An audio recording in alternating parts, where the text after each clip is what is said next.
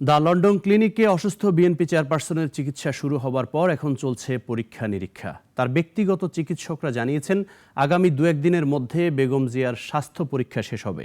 এরপর চিকিৎসকদের পরামর্শে দ্বিতীয় ধাপের চিকিৎসা শুরু হবে।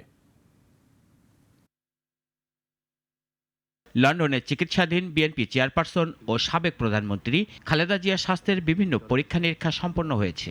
The London clinic cardiologist, ICU specialist, international medicine specialist এবং ফিজিওথেরাপিস্ট সহ অন্যান্য বিশেষজ্ঞ চিকিৎসকেরা তার স্বাস্থ্য পরীক্ষা করেছেন। তারা আরও কিছু পরীক্ষা করার পরামর্শ দিয়েছেন।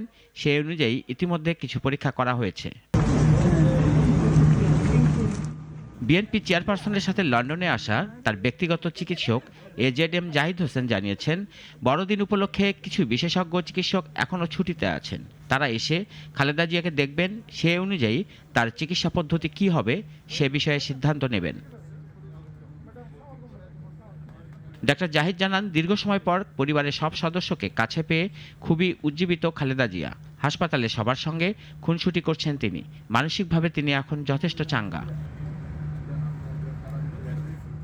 বিএনপির ভারপ্রাপ্ত চেয়ারম্যান তারেক রহমান, তার সহধর্মিণী জুবাইদা রহমান, প্রয়াত আরাফাত রহমান কোকো সহধর্মিণী শর্মিলা রহমান ও খালেদা জিয়ার নাতনিরা সার্বক্ষণিক পাশে থেকে তার মানসিক একাকিত্ব ঘুচিয়ে দেওয়ার চেষ্টা করছেন বলেও জানান তার ব্যক্তিগত চিকিৎসক।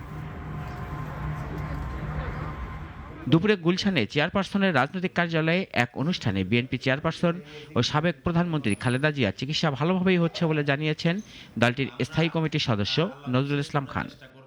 লন্ডনে যে হাসপাতালে তার ভর্তি হওয়ার কথা ছিল, উনি এয়ারপোর্ট থেকে সোজা সেখানেই ভর্তি হয়েছেন এবং সেখানে চিকিৎসাধীন আছেন। আল্লাহর মেহেরবানি, তার চিকিৎসা হচ্ছে, ভালোভাবেই হচ্ছে। আমরা সবাই দেশবাসীর কাছে দোয়া চাই যেন আল্লাহ তাকে দ্রুত সুস্থ করে আমাদের মাঝে ফিরে নিয়ে আসেন। এদিকে তারেক রহমান তার মাকে এয়ার অ্যাম্বুলেন্স ও প্রয়োজনীয় সেবা সরবরাহ করায় কাতারের আমির শেখ তামিম বিন হামাদকে গভীর কৃতজ্ঞতা জানিয়েছেন। রাশেদুল কাদির, নাগরিক, ঢাকা। কোটি কোটি মানুষের ভালোবাসায় ফ্রিজ, টিভি এবং এসিতে দেশের 1 নম্বর ব্র্যান্ড ওয়ালটন।